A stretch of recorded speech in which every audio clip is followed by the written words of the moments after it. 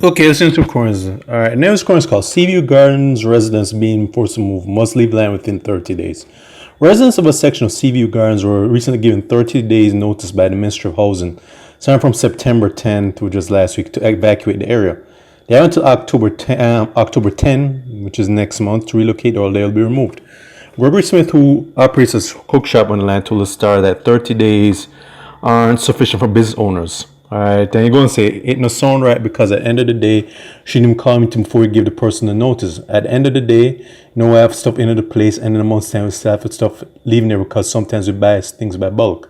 So I think 30 days too early. I think they should call a meeting, the business person or whatever, talk and discuss whatever it is to discuss. He said. Smith said the notice is completely disrespectful.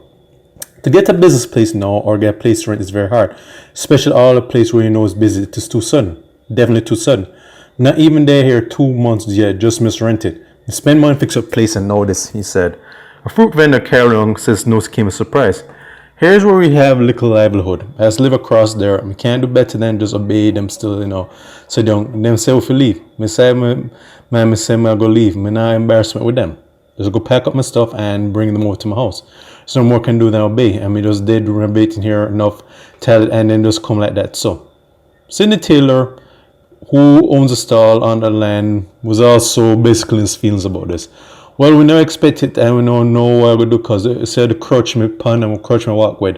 I expect something like this. I don't know what to do, plan to do, said. JLP caretaker to the area, Gregory Smith, told the Star that the people should have been contacted prior to the notice. Quote to quote, I think they should meet with the PR constellation and before just put up the notice. Even putting up the notice. He said that and I repeat myself.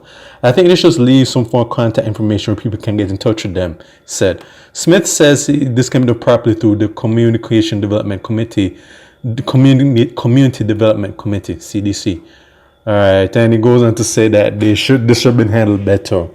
Alright, and the article. So unless there's more to the story than it's coming out and that the people Ministry of Housing basically comes out with some other facts as to why they did this. Yeah, this looks very funny style.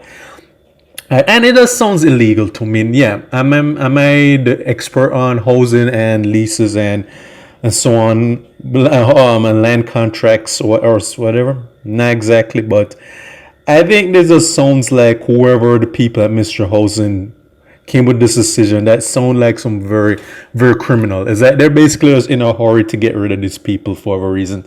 I won't be surprised that they're probably planning on selling that, at least into that land, to some foreign companies like the Chinese. Probably, I'm just saying, it could be a possibility. I don't know, but that might be a possibility because they may allow the Chinese to make inroads into Jamaica.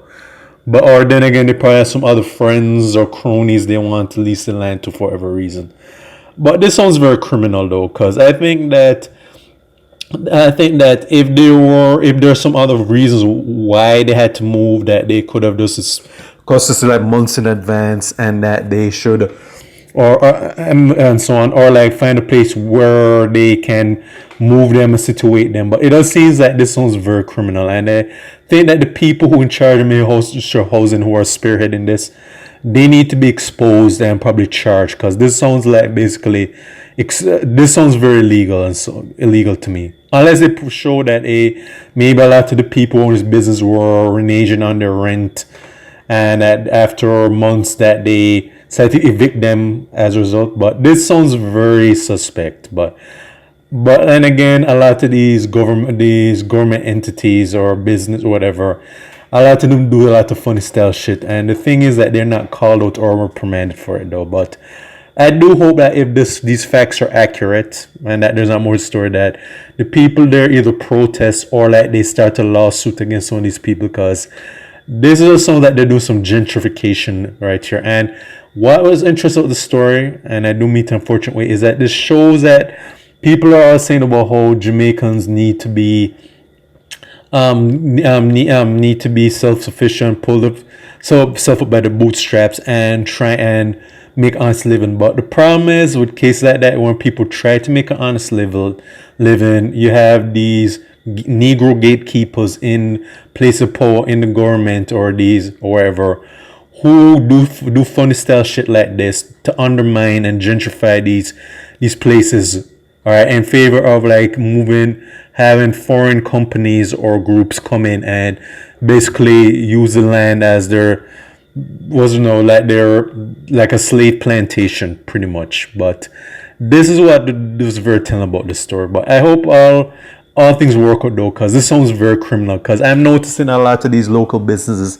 that are trying, especially in in a shithole economy nowadays, like their reason why things are still going, aren't getting improving that they should, is because of these government entities who do some funny style shit to undermine a lot of these local businesses. And then they say, oh, Jamaicans, but so far aren't hardworking, and how we need to work hard. But when we do work hard, you have some people who are these Negropeans who help to destroy and sabotage their efforts, and that fuckery needs to be stopped. All right, so that's all I can say. I hope this works out, because again, this sounds like this is some Ministry of Housing do some very criminal, and they need to like identify and name these people and get them removed from Ministry of Housing immediately. That's all I have to say.